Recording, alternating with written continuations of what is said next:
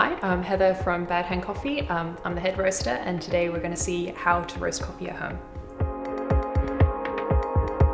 Green beans are the coffee seeds from the fruit of the coffee plant that are not roasted yet. So you can be pretty fancy and buy a sample roaster like in Ikawa, or if you're doing it at home, then you can use a pan on the stove, you can use a baking tray, or you can use a popcorn maker.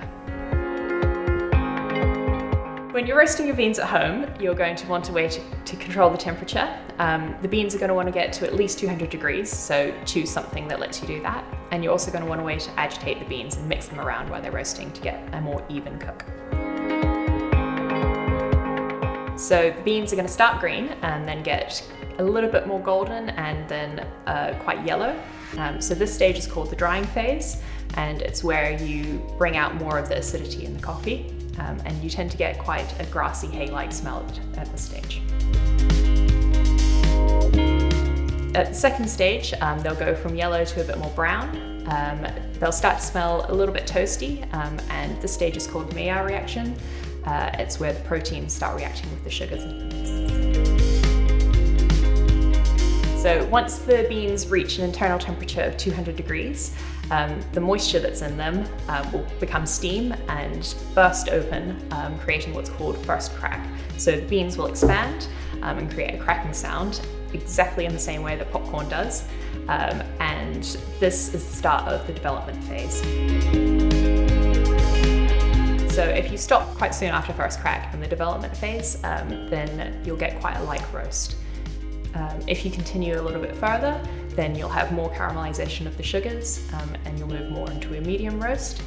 And then the longer you cook it, you'll move more into a darker roast. So more caramelization of the sugars, you get more sweetness up into a point, but caramelization will quickly become carbonization if you're not too careful.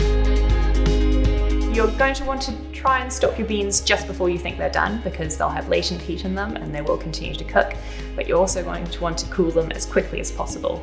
So grab something like a colander, pop them in, and then shake them around until they reach room temperature, and just try and cool them as quickly as possible, because the slower it takes, the more they'll continue to cook, and you'll tend to get more of a dull, stale flavor coming if they don't cool fast enough. You don't really want to drink your coffee straight away, because there are gases that are still trapped in the beans that will release over the first few days. You can, but you'll tend to taste those rather than the coffee, and they can taste quite dry.